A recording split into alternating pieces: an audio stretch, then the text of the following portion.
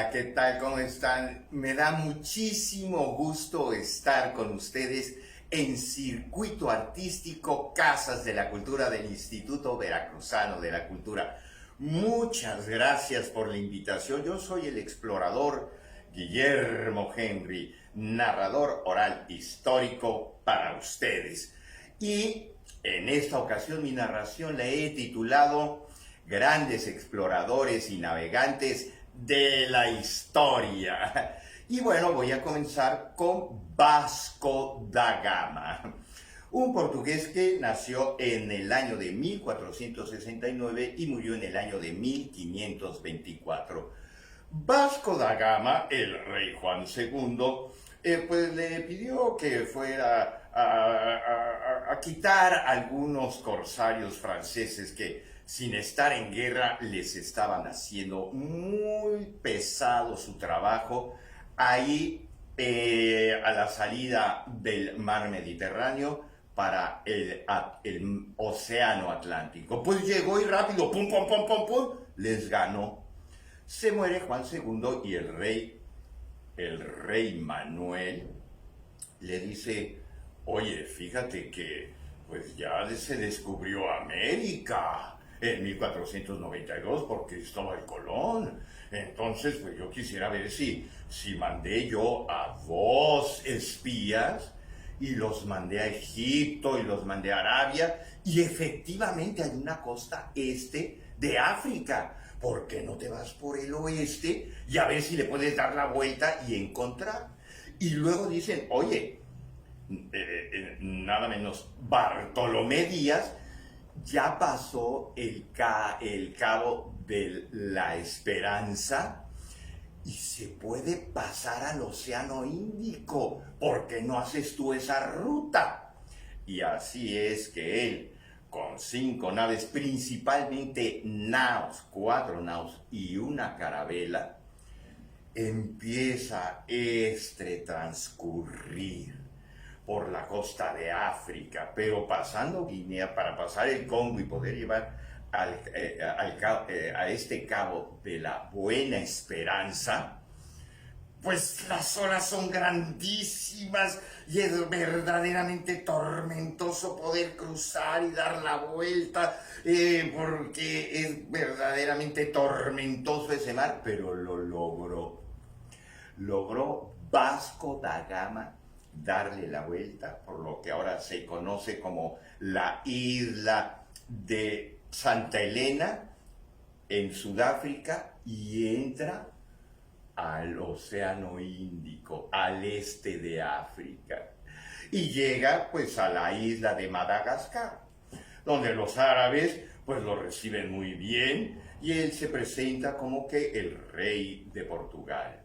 El rey Manuel les viene a pedir pues que hagan negociaciones para poder crear el comercio, porque en el principio de todo esto fueron las especies que llegaban desde hace siglos, desde China, desde la India, desde el Japón, por la ruta de la seda, hasta que llegaban al Medio Oriente, y de ahí las naves de este lugar de Venecia eran las que hacían el comercio. Estos ya estaban acostumbradas a todas estas especies, pero los turcos cerraron la ruta y todo estaba carísimo, pero pues todo el mundo quería la pimienta, la nuez moscada y todas estas delicias, que también los perfumes, el almizcle, etcétera, etcétera, etcétera, etcétera. Y entonces por eso Colón andaba buscando la ruta a las Indias y pues no le daban, aunque ya decía Colón que había encontrado las Indias, pero Vasco da Gama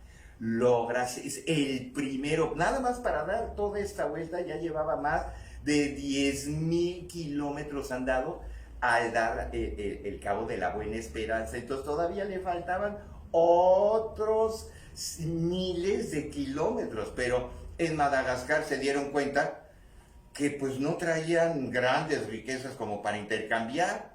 Eran como los españoles que daban cuentitas de cristal y jubones y eso. Entonces dijeron, ustedes son piratas, y los maltrataron mucho, y ellos pues sufrieron para poder llegar a lo que ahora es el Zaire. y ahí, pues, el sultán era muy amigable y que les pone un piloto para que pueda llegar hasta la India y llega Vasco da Gama a Calicut.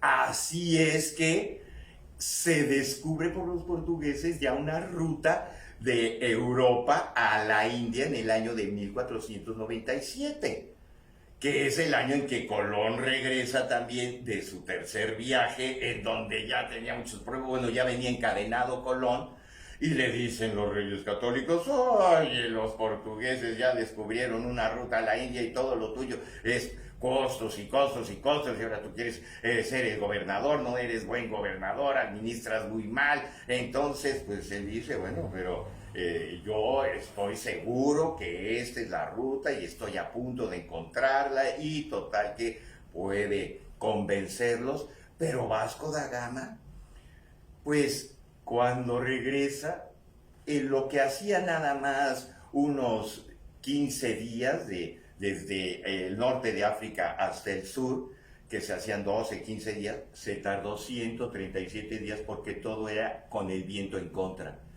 Y como no podían avanzar y no tenían agua y no tenían que comer, se murió más del 60% de la tripulación de escorbuto. El escorbuto es por la falta de vitamina C. Entonces llegaron, tuvo que hundir una nave y luego la otra se perdió. Entonces llegaron muy, muy mal. Incluso Vasco da Gama, el único barco que les quedaba fue el Santiago, que dijo, bueno, lleguen ustedes y avisen que ahí los alcanzo porque se murió su hermano, porque los Vasco da Gama eran muchos. Todos sus hermanos y luego sus hijos y luego sus nietos fueron grandes navegantes. Pero Vasco da Gama se queda pues a enterrar a su hermano, y ya en uno de esos barcos que iba pasando se sube a las Canarias, y de las Canarias ya por fin llega a Portugal como un gran héroe, y el rey Manuel le dice, pues ahora te doy más barcos. Y se vuelve en el segundo viaje que hace Vasco da Gama, ya no nada más eran 5 barcos, sino que eran 15. Y regresan cargados de especies. Un solo barco cargado de estas especies era como para hacer otros 50 barcos. Entonces inmediatamente se hace una superpotencia marítima y la riqueza se vuelve pero grandísima. Y los españoles decían, pero ¿cómo es posible? Estos portugueses ahora sí ya encontraron. Y todos los barcos de todo el mundo llegaban a Lisboa, al Tajo, a comerciar con ellos, y así era el ímpetu que tuvieron. Y él pues ya lo hicieron virrey de las Indias y del Mar Índico y de Arabia y de Persia y de todo esto, pero él prefería pues estar todo tranquilo, y se casó, y ya en Vigueras, ahí él era ya el conde de este lugar, y hasta que después hubo más problemas y dijeron, ahora sí necesitamos que tú seas virrey porque el que está gobernando allá es un corrupto, y en vez de mandar toda esa riqueza se le está quedando para él, entonces pon orden. Y así Vasco da Gama regresa a la India. Y cuando regresa pone orden, pero se enferma de malaria. Y él, ya como virrey de Cochín, ahí muere el 24 de diciembre de 1524. Pero Vasco da Gama ha pasado a la historia como uno de los más grandes navegantes portugueses, porque lo supera Fernando de Magallanes, que en unos instantes hablaremos de Fernando de Magallanes. Pero ¿qué sucede? Que cuando muere, en 1524, nace Luis de Camoens. Y este Luis de Camoens era un gran poeta, con una gran sensibilidad y un conocimiento sobre la historia y la mitología. Una persona verdaderamente brillante, porque se considera el más grande escritor de la obra más importante escrita épicamente, de la historia épica de esta guerra, de este. Entonces él toma la Ilíada y la Odisea de Homero, toma la Eneida de Virgilio, y aparecen los dioses, Neptuno, Thetis, Venus, y escribe, pues son como 8,000 versos, un poema escrito en octasílabos, que es muy fácil de leer. Los críticos de esta época consideran esta obra llamada Os Lusitanos, los lusitanos, porque los romanos llamaban Lusitania a Portugal, pues una de las obras literarias más importantes de la historia, no nada más de Portugal, sino de la literatura universal. Hay una parte donde él le cuenta al Sanedrín, a uno de los sultanes, de los personajes más importantes, toda la historia de la navegación y de los reyes de Portugal. Y hay versos verdaderamente sorprendentes, y será inmortal en la literatura gracias a Vasco da Gama, el que en realidad tenía, pues, digamos, el que descubrió esta ruta, pues sí, fue Bartolomé Díaz, nada más que, aunque Bartolomé Díaz viajó con Vasco da Gama en el primer viaje, pues muere, y toda la gloria es para este gran explorador y navegante. Por eso le damos un reconocimiento como uno de los más grandes de la historia a Vasco da Gama. Ahora les voy a contar las hazañas, la aventura más grande de la historia. Yo creo que no se puede igualar ni siquiera cuando el hombre llegó a la luna, porque el hombre llegó a la luna con un apoyo de muchísimos científicos, de muchísimas personas, pero este era una sola persona. Fernando de Magallanes estaba un poco cojito, medio jorobado, pero era un gran guerrero. Hizo varios viajes a la India, iba y venía, y eran, te digo, iban 15, 20, 50, hasta 70 naves, porque ellos ya ponían sus posiciones guerreras. Y entonces la ruta era totalmente controlada por los portugueses. Y muchísimos reinos estaban en contra de ellos, y ellos ponían sus fortificaciones, y eran guerreros, y ahí se ponían. Pero en muchas ocasiones eran atacados, y él salvaba a la tripulación, salvaba a los capitanes, era un verdadero héroe. Entonces, como en todos sus viajes fue un gran héroe, uno de sus amigos se queda ya en las Molucas y dice: no, yo ya me quedo aquí, yo ya le voy a tener la vida de un sultán.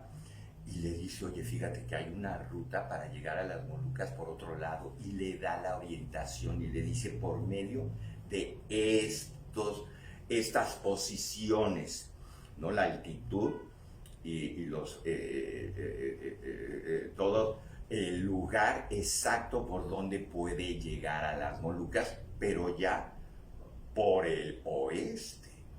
Así es que se lo presenta al rey Manuel, y el rey Manuel pues ya estaba feliz con la ruta de Vasco da Gama y todo esto, porque ya estamos hablando del año 1519, se acaban de cumplir 500 años de que empezó su travesía. De él fue el primero que logró la circunnavegación, el segundo fue Francis Drake. Ya les platicaré de él. Así es que, pues lo ve así todo cochito y todo banquito, y dice: no, hombre, no le voy a dar nada. Y oye, yo soy un héroe, ¿tú qué vas a hacer, héroe? Y le da una pensión miserable, y le dice: señor, ¿me puedo ir yo con otro reino, con otro rey, a ofrecer mis servicios? Haz lo que quiera.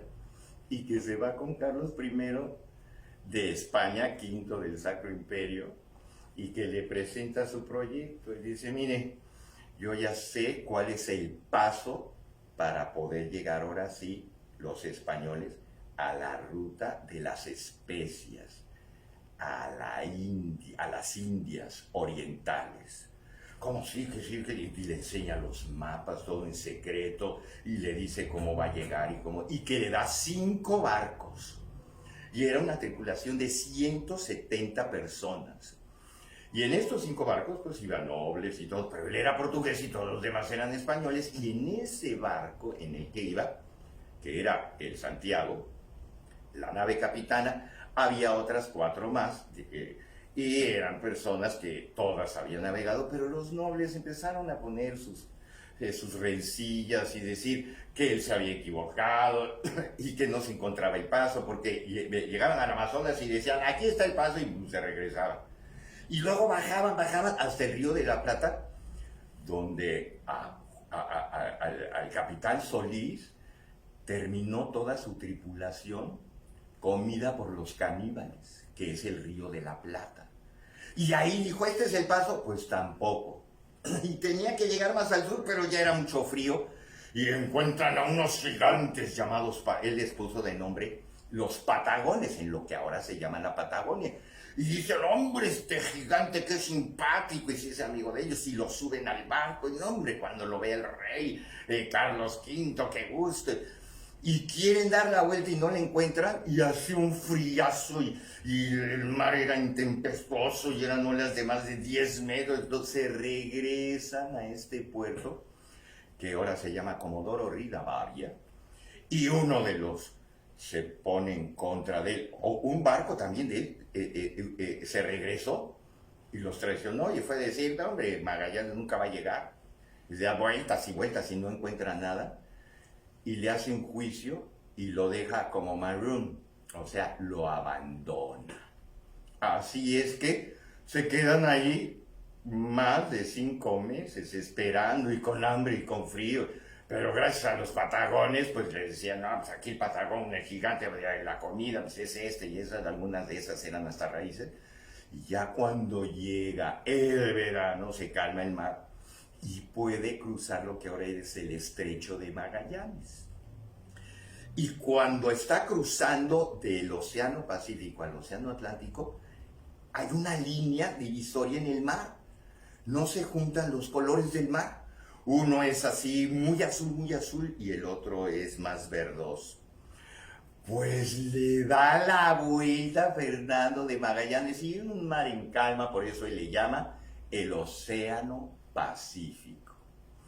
Así es que dice, ahora sí voy a tomar la ruta de mi amigo a las Molucas, con todos los señalamientos que le había dado, de la altitud y de la latitud. Y ahí va, pero no sabía que era tan largo. Y el primero que murió fue el Patagón. Nomás no aguantó, pues no le iban a dar de comer todo lo que comía el gigante, se muere. Y luego se empiezan a morir todos los demás españoles. Y así se van cayendo uno tras otro, del escorbuto otra vez. De lo mismo que se murieron los navegantes de Vasco da Gama, falta de vitamina C. Pero por fin llegaron a lo que ahora es las Filipinas. Y ahí encuentran pues pura gente así tropicalona, y pues nada más así se cubrían con una plumita, así ni siquiera un taparrabo, como aquí los antiguos mexicas y tenochcas y popolucas. No, ahí nada más con una plumita, entonces ya se subían, los vestían, los arreglaban y se hacen muy amigos, pero dice, hay más islas y más islas y más islas, porque son muchísimas, son miles de islas, todo lo que es el archipiélago de las Filipinas y las que siguen, ¿no? Sucede que los invita un rey. En Cebú se llama esta isla. Y lo que querían era efectivamente hacerles la guerra. Y los invitan, y era poquita gente, y las muchachas, vengan y bájense. Y les hacen una traición, y les matan a algunos españoles. Entonces, error de Fernando de Magallanes, ¿para qué se quiere enfrentar a este rey? Dice, no, no son tantos, vamos a ver los cañones, los artilleros, los mosquetes, a ver, vamos, y les quiere enfrentar. Entonces ya se bajan en sus esquifes, que son barcas más grandes, ¿no? Son como las lanchas de salvavidas que traen todos estos barcos, y ya se bajan armados, pero había una gran resaca y no podían avanzar, y ya cuando pueden avanzar y casi llegar a la playa, salen 1500 a flecharlos con flechas, con veneno, y lo atraviesa uno en el pecho, él se la trata de quitar, pero otra en el brazo, y por fin lo puede rescatar. Fíjense, el que escribe toda esta historia es Antonio Pigafetta. Y él pues lo logra rescatar y muere en esta isla de Cebú. Él no completó la circunnavegación. Y entonces ya nada más quedaban 2 barcos y uno de los traidores que era Sebastián Elcano y que perdonó Magallanes, fue el que pudo llegar a las Molucas, y ahí pues un barco ya lo dejó y mejor otro lo arregló, y sí lo cargó de especias y tuvo que regresar ya más metido en el Océano Índico para no tocar los puntos portugueses, y llegó después de 3 años con 18 en el único barco que quedaba, que se llamaba el Victoria. Y Sebastián Elcano completó la circunnavegación, y el rey Carlos I de España, V del Sacro Imperio, dijo: un español fue el que hizo la circunnavegación. Y ya quería borrar de la historia a Fernando de Magallanes.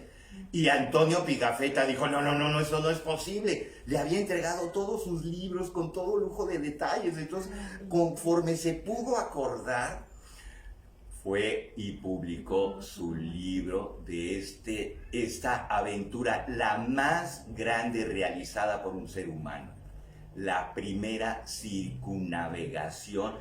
Hasta ese momento, que fue en el año de 1522, ya el año que entra se cumple 500 años, apenitas la humanidad supo de qué tamaño era la tierra y se dio cuenta que había más agua que tierra, porque antes creían que había más tierra que agua.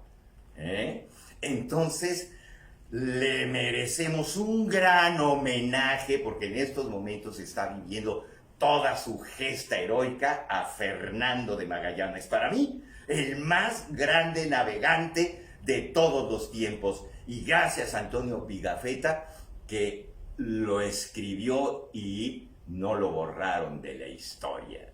Así es que los invito a que sigan conociendo a estos grandes exploradores y navegantes de la historia. Yo soy el explorador Guillermo Henry y los espero muy pronto para contarles otra historia. Gracias, Círculo Artístico, Casas de la Cultura, del Instituto Veracruzano de la Cultura. ¡Adiós! Creo que vejo, señora, en você, que me faz morrer, amor e desejo, que me faz morrer, amor e desejo, minhas esperanças todas se ausentam, assim me atormentam vossas espinhas.